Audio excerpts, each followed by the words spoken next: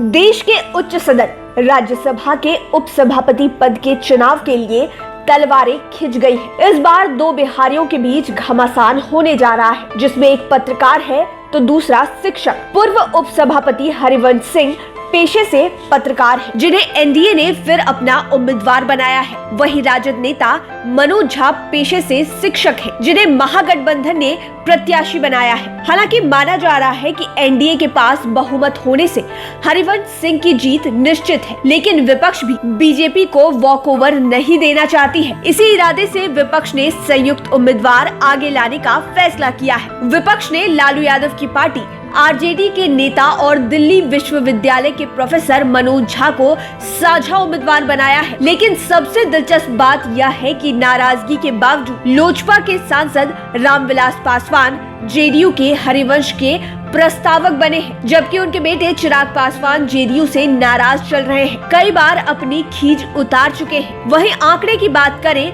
तो 245 सदस्यों वाले राज्यसभा में एनडीए के सदस्यों की संख्या 113 है, जबकि जीत के लिए 123 वोट होने चाहिए। हालांकि एनडीए के नेताओं को उम्मीद है कि वो आराम से 140 सदस्यों का समर्थन हासिल कर लेंगे। इस जमीनी सच्चाई की रोशनी में बीजेपी को मालूम है कि उसके उम्मीदवार को विपक्ष शिकस्त देने की सोच ही नहीं रहा है। विपक्ष मनोज झा को आगे करके कुछ ऐसी पार्टियों को साथ लेने की कोशिश कर रहा है जो औपचारिक रूप से एनडीए के सदस्य नहीं है। विपक्ष के निशाने पर बीजू जनता दल, वाईएसआर कांग्रेस और तेलंगाना राष्ट्र समिति जैसी पार्टियां हैं। कांग्रेस के नेता मानते हैं कि बीजू जनता दल के 9 राज्यसभा सदस्य हैं।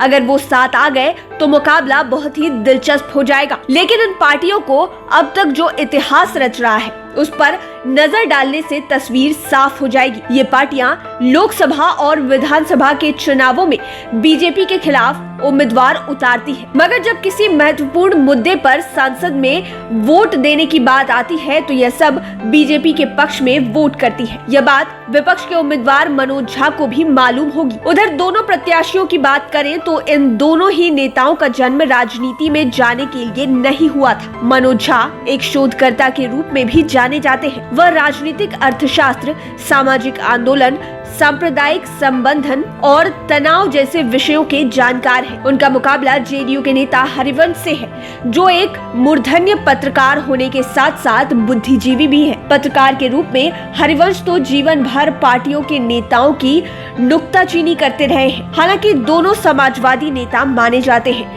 मनोज झा लालू यादव के विश्वास भाजन हैं, तो किसी जमाने में हरिवंश भी लालू की नजर में बहुत ही अच्छे पत्रकार थे। हरिवंश सिंह उसी गांव के रहने वाले हैं जहां लोकनायक जयप्रकाश नारायण का जन्म हुआ था। बहरहाल अब देखने वाली बात ये होगी कि दोनों में कौन कुर्सी तक पहुंचता है, क्योंकि यह लड़ाई दोनों प्रत्याशियों के लिए आसान नहीं होगी। लाइव सिटीज की डेस्क रिपोर्ट।